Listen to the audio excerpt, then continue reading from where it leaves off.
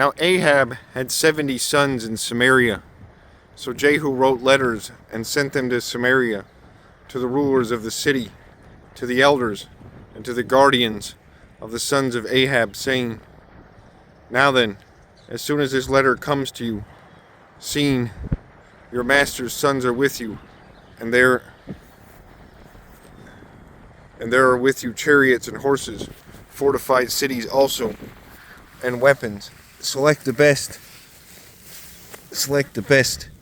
and fittest of your master's sons, and set him on his father's throne, and fight for your master's house.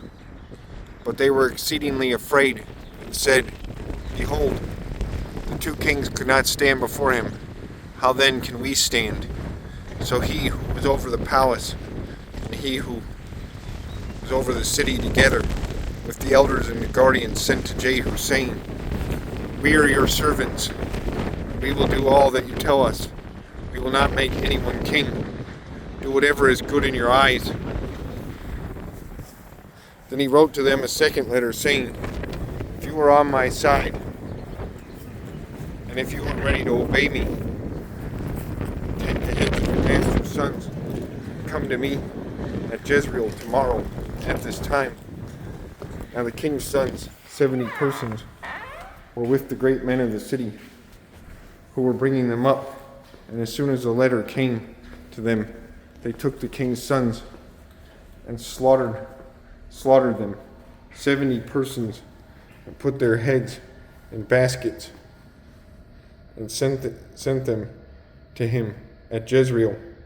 When the messenger came and told him, They have brought the heads of the king's sons, he said, Lay them in 2 heaps at the entrance of the gate until the morning.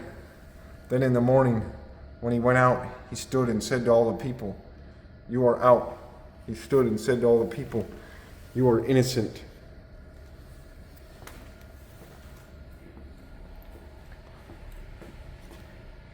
You are innocent. It was I who conspired against my master and killed him. But who struck down all these?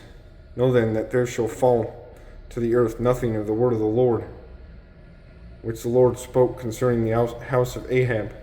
For the Lord has done what he said by his servant Elijah. So Jehu struck down all who remained of the house of Ahab in Jezreel, all his great men, and all his close friends, and his priest, until he left him none remaining. Then he set out and went to Samaria.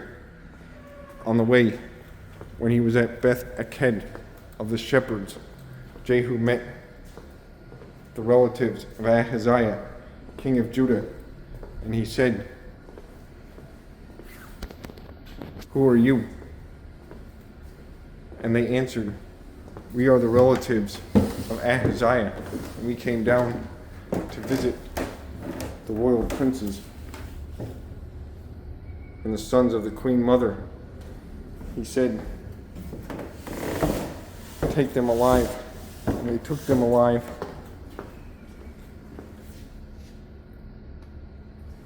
And they took them alive and slaughtered them at the pit of Beth-Eked, 42 persons, and he spared none of them. And when he departed from there, he met Jehonadab, the son of Rechab, coming to meet him, and he greeted him and said to him, Is your heart true to my heart as mine is yours? And Jehonadab answered, It is. Jehu said, If it is, give me your hand. So he gave him his hand. Jehu took up with him into the chariot, and he said, Come with me, and see my zeal for the Lord. So he had him ride in his chariot. When he came to Samaria, he struck down all who remained to Ahab in Samaria, till he had wiped them out, according to the word of the Lord that he spoke to Elijah. Then Jehu assembled all the people and said to them, Ahab served Baal a little, but Jehu will serve him much. Now therefore, call to me all the prophets of Baal and all his worshippers, and all his priests, let none be missing, for I have a great sacrifice to offer to Baal. Whoever is missing shall not live. But Jehu did it with cunning, in order to destroy the worshippers of Baal. And Jehu ordered, sanctify a solemn assembly for Baal. So they proclaimed it.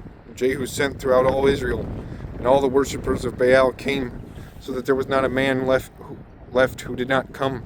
And they entered the house of Baal, and the house of Baal was filled from one end to the other. He said to him, who was in charge of the wardrobe, bring out the vestments. Bring out the vestments for all the worshippers of Baal. So he brought out the vestments for them. Then Jehu went into the house of Baal with Jehonadab, the son of Rechab. And he said to the worshippers of Baal, search and see that there is no servant of the Lord here among you, but only the worshippers of Baal. Then they went in to offer sacrifices and burnt offerings. Now Jehu had stationed 80 men outside and said, the man who allows any of those whom I give into your hands to escape shall forfeit his life.